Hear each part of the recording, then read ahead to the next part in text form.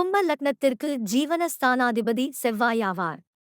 செவ்வாய் பகவான் ஆட்சி உச்சம் பெற்று குரு போன்ற சுப கிரகங்களில் பார்வை பெற்றால் சமுதாயத்தில் ஓர் கௌரவமான நிலையினை அடையக்கூடிய யோகம் உண்டாகும்.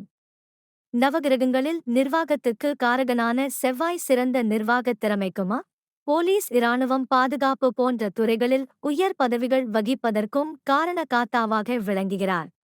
செவ்வையர் பலமாக அமைந்து சூரியன் சேர்க்கை பெற்று சுபர் பார்வையுடன் அமைய பெற்றால் அரசு சம்பந்தப்பட்ட துறைகளில் உயர் பதவிகளை வகிக்கும் யோகம், உடன் குருவும் சேர்க்கை பெற்றால் அரசாங்க அதிகாரியாகும் யோகம், பலரை வழி நடத்திச் செல்லக்கூடிய அமைப்பு உண்டாகும்.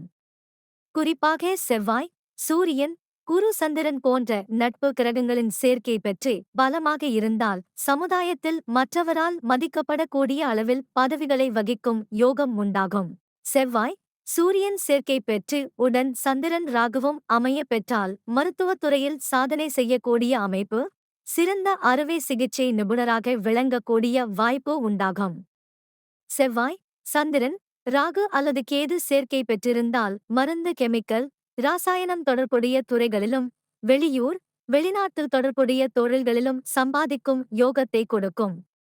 செவ்வாய் பலமாக அமைந்தவர்களுக்கு இயற்கையிலேயே அதிகாரமிக்க குணம் இருக்கும் என்பதால் செவ்வாய், சந்திரன், குரு சேர்க்கை பெற்றிருந்தாலும் ஒருவருக்கொருவர் கேந்திர திரிகோணங்களில் அமைய பெற்றாலும் அதிகாரமிக்க உயர் பதவிகளை வகிக்கக்கூடிய அற்புத யோகம் உண்டாகும். செவ்வாய், சூரியன், புதன் சேர்க்கை பெற்றிருந்தால் சிறந்த பொறியாளராகும் யோகம், கம்ப்யூட்டர் துறைகளில் சாதனை செய்யக்கூடிய திறன் உண்டாகும்.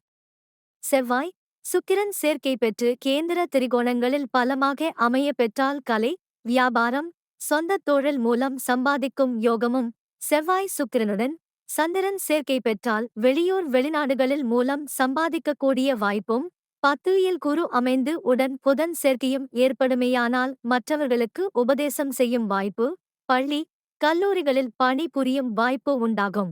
அதுவே செவ்வாய், ராகு, கேது போன்ற பாவிகள் சேர்க்கை பெற்று சுபர் பார்வையின்றி இருந்தாலும், செவ்வாய் பலமிழந்திருந்தாலும், சனி பார்வை 10ஆம் வீட்டிற்கு இருந்தாலும் வாழ்வில் ஒரு நிலையான தொழில் இல்லாமல் எதிலும் எதிர்நீச்சல் போட்டே முன்னேற வேண்டியிருக்கும்.